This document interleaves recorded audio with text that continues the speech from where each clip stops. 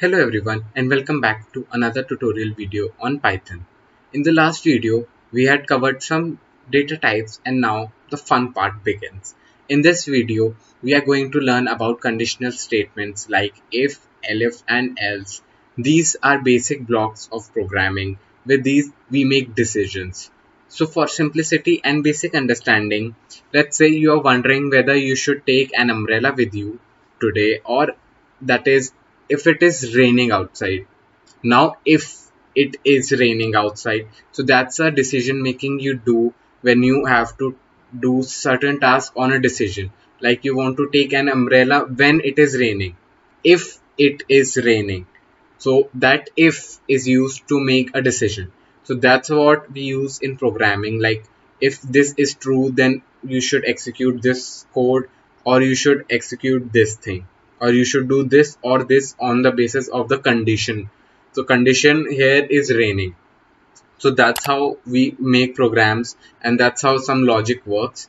And then this is used to make some bigger projects, and it is a magnificent thing in programming, just how we can make so big projects which use so simple things like ifs.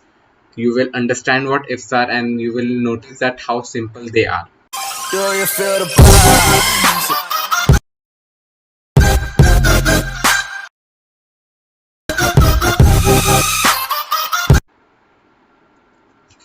So as we have discussed what if else are and how we can make a decision on a conditions. So now we will start program it, how we can do that programmatically.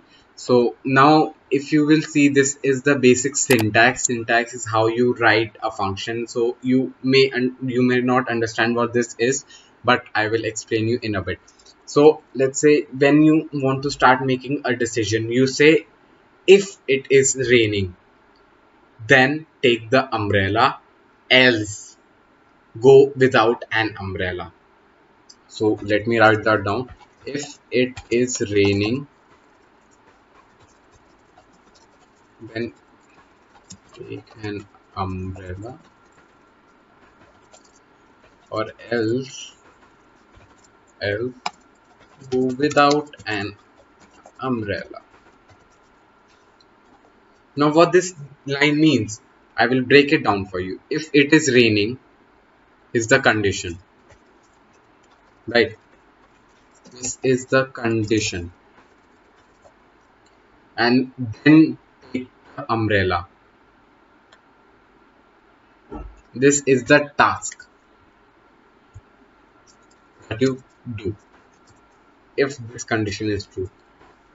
Else you go without an umbrella.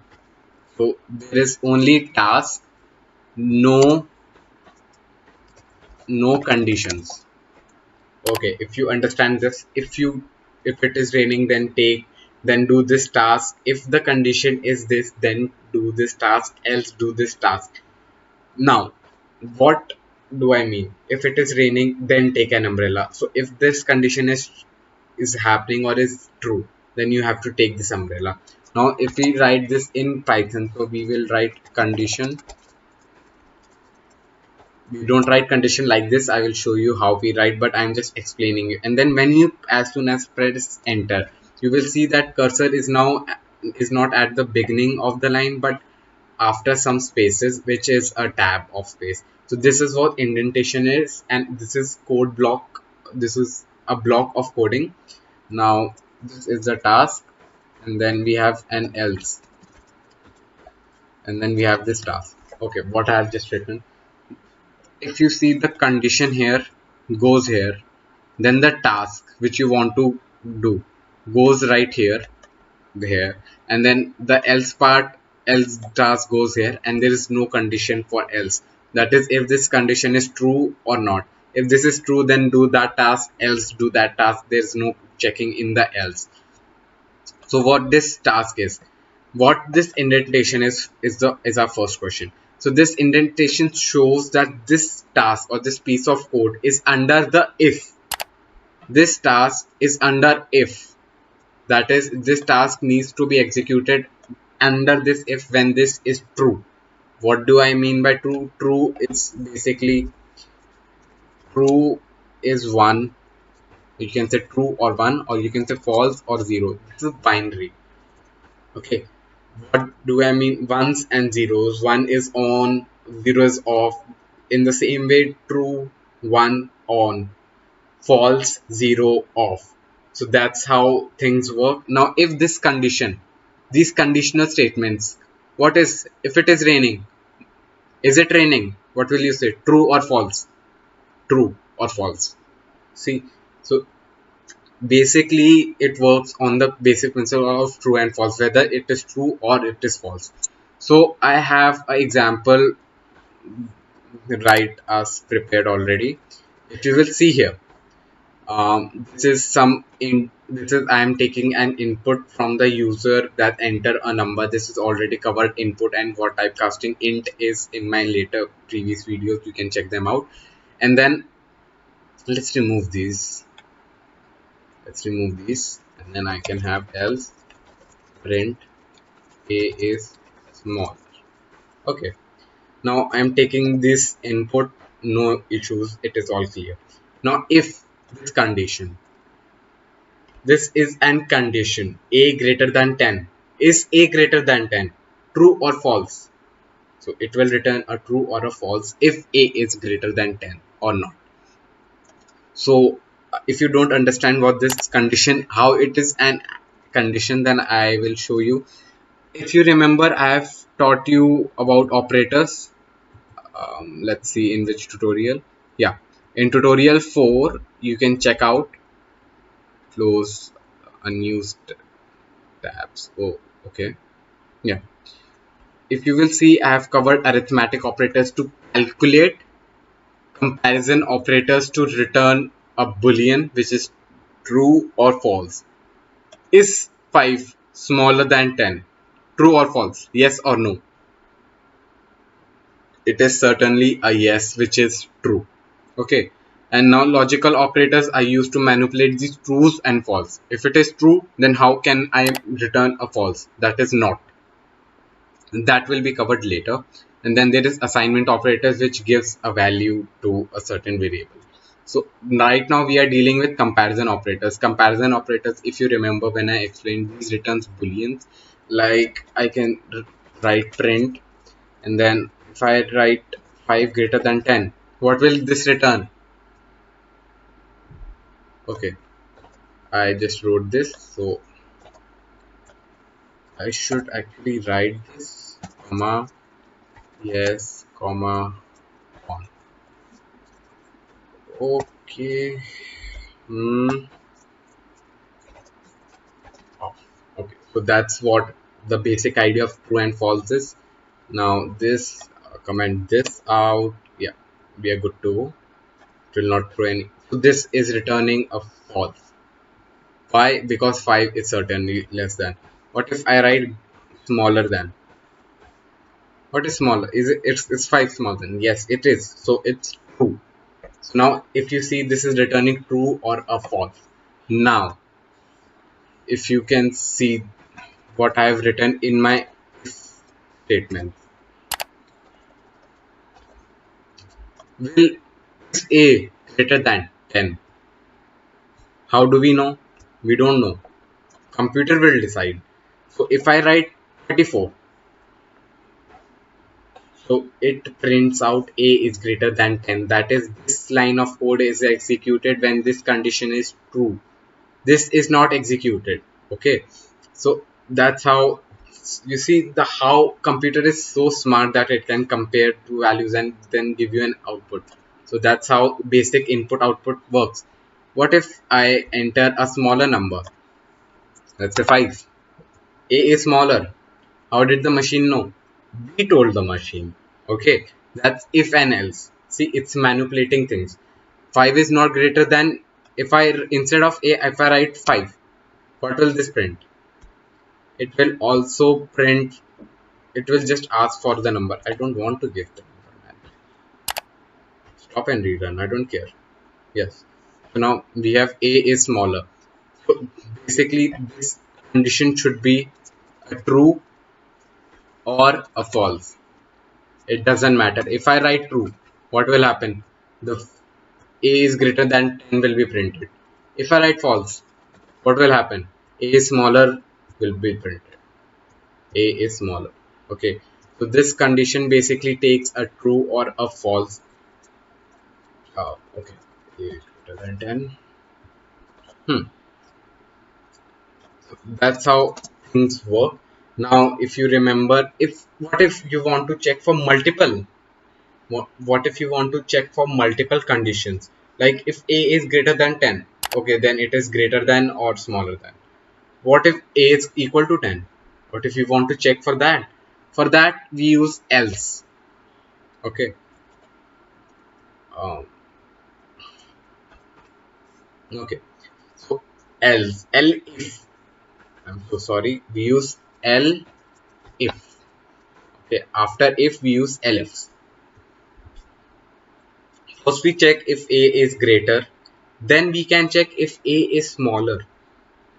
And then we can check if a is equal to 10. Else, I don't want to do anything. I don't want to. Either it is greater than, equal to, or smaller than. Nothing else can actually happen with an integer comparing with 10, right? So elifs are used for checking some other condition except than if. Now there are some points. You can run this structure of code without an else. If I remove this else, then also it would work. Okay. If I remove these elifs, this would work. Okay. But without an if, it would not. So if is required for using elifs too, and else. So you can run without an if. You can only use this first line. If I comment this out, this will run successfully. Okay, there is no issue. It will print this. If it is not, then it will just move on. It's nothing like that. If I will run this, let's say 2, it will do nothing. It checks that if it is not true, if it is false, then it will skip that part. Okay, so that's how if else work. And then I am checking for, like, see, like I just saw, just told you that these, we can do another thing. We can remove this elif. You see, logically we are checking if a is greater. If a is greater, then fine, a is greater. Else, elif a is equal to 10. So either it is greater, smaller, or equal. That's the basic idea. We are checking if it is greater. If it is not greater, then maybe it is equal to. If it is not equal to, then what it is? It is definitely smaller than else, which takes no condition, because we have already checked for all the condition. Then a is definitely, a is smaller than 10. Right? That's the basic idea. So this, okay, yeah. So that's the basic idea. If I will run that, let's say 3. So 3a is smaller than 10, right? This is what is printed, which was expected actually. So you see how we can do all this. Another way of doing this is that we can check either a is equal to 10. That part is for the below code, if an exercise for you. So if a is greater than 10, then we can print a is equal to 10. Else, now we can use else and if inside else. So this is nested if. I can use if inside an else, and if a is greater than 10, then we can print a is greater than 10. Okay. Else, print a is smaller than. This would work in the same way as we have written before. So this is what nesting is, when you use ifs and elifs, if elif else whatever, if inside another if or an else, or whatever the equations are, if elif and else, these three are the only basic things. So without an elif also you can do this. So if I enter a number 5, 5 is smaller than 10, good. What if I enter 10? 10, a is equal to 10, cool. What if I enter 15? 15 is greater than 10. See, that's it's working in the same way. So I hope that you understand what this is. You should go around and mess with this and how the things are working. You should give your own brainstorming to this. Now I am done with explaining. I hope you understand it quite well. Now I have a small exercise for you to practice on your own. So you have to make a simple calculator which takes in two numbers which the user wants to calculate and an operator. How will you accept an operator? You will make uh, you will compare these operators to a specific integer, like plus can be assigned as 1, minus as 2, division as 3, multiplication as 4. Then you can ask which operator do you want to use. If you want to add, then you can use 1. Okay, and that's how that was a little hint how you can do that. So you have to do some arithmetic operations, and these are simple ifs and elifs, and you just need to take inputs. Nothing that you have to go, like it should be very good. And then I hope that you comment that and I can see. I will give you a shout out if your answer is correct and if you answer it before than others, or if your answer is earliest, I can say that. So you will get a free shout out on my channel, and if you have any doubts you can comment me or join my Discord to connect with me. I also play games. If you are a gamer, then you can join me. So I have a project also coming up right next. So it is a hand tracking AI computer vision project, which is bit advanced or intermediate. You might not understand if you are completely new to Python, but you can still copy the code or try to understand it, and you can use it just to see how things work and how cool Python is. So because these these tutorials also are quite boring if you don't get to do anything, so I'm giving you these exercise. So if you like this video, do give a thumbs up, subscribe, consider subscribing me for new and cool videos. Do share this video to share the knowledge, and also you can find everything in the description. Why am I repeating myself? So thank you for watching. Bye.